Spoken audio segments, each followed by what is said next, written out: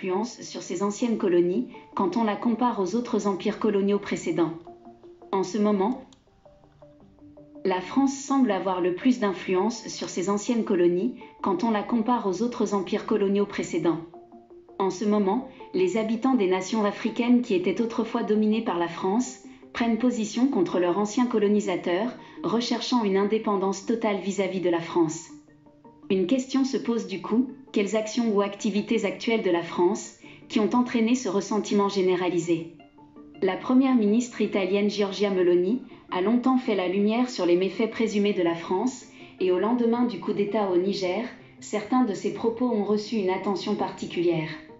La première ministre Giorgia Meloni a exprimé à plusieurs reprises son inquiétude face aux mauvais traitements infligés aux Africains par la France. Elle a constamment réprimandé la France pour son exploitation présumée des ressources des nations africaines. La France, affirme-t-elle, profite de manière disproportionnée des ressources africaines par rapport aux populations locales. Meloni estime que s'attaquer au problème de l'immigration clandestine nécessite de mettre fin à l'exploitation des Africains et de leur permettre de se libérer de ces pratiques d'exploitation. Écoutez ce qu'elle dit. Ici, il s'agit d'un enfant qui travaille dans une mine d'or au Burkina Faso. Le Burkina Faso est l'un des pays les plus pauvres du monde. La France imprime de la monnaie coloniale pour le Burkina Faso, qui possède de l'or. En contrepartie, les Français exigent que 50% de tout ce que le Burkina Faso exporte finisse dans les caisses du Trésor français. L'or que cet enfant descend dans un tunnel pour extraire finit majoritairement dans les caisses de l'État français.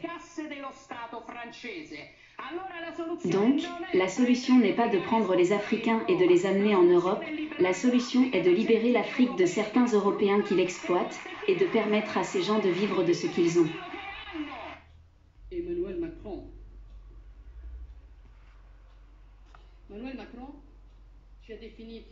Emmanuel Macron nous a décrits comme dégoûtants, cyniques et irresponsables. Et d'un coup, la presse italienne a commencé à me demander « Avez-vous entendu ce que Macron a dit sur nous ? Il a dit que nous étions irresponsables, quelle honte !» Les irresponsables, Emmanuel Macron, sont ceux qui ont bombardé la Libye parce qu'ils craignaient que l'Italie n'obtienne d'importantes concessions énergétiques avec Kadhafi, et nous ont laissés face au chaos de l'immigration clandestine, auquel nous sommes confrontés aujourd'hui. Les cyniques, Emmanuel Macron, sont les Français qui envoient la gendarmerie pour renvoyer tout immigré tentant de franchir la frontière à Vintimille. Et surtout, et parce qu'il faut bien dire, dégoûtante est la France qui continue d'exploiter l'Afrique en imprimant de l'argent à 14 pays africains, en leur faisant payer des frais monétaires, et par le travail des enfants dans les mines et en extrayant les matières premières, comme c'est le cas qui se passe au Niger, où la France extrait 30% de l'uranium dont elle a besoin pour faire fonctionner ses réacteurs nucléaires, alors que 90% de la population nigérienne vit sans électricité. Ne viens pas nous donner des leçons, Macron, les Africains abandonnent leur continent à cause de toi. La solution n'est pas de transférer les Africains en Europe, mais de libérer l'Afrique de certains Européens. Nous n'accepterons pas de leçons de votre part, est-ce clair ? Quel dommage France!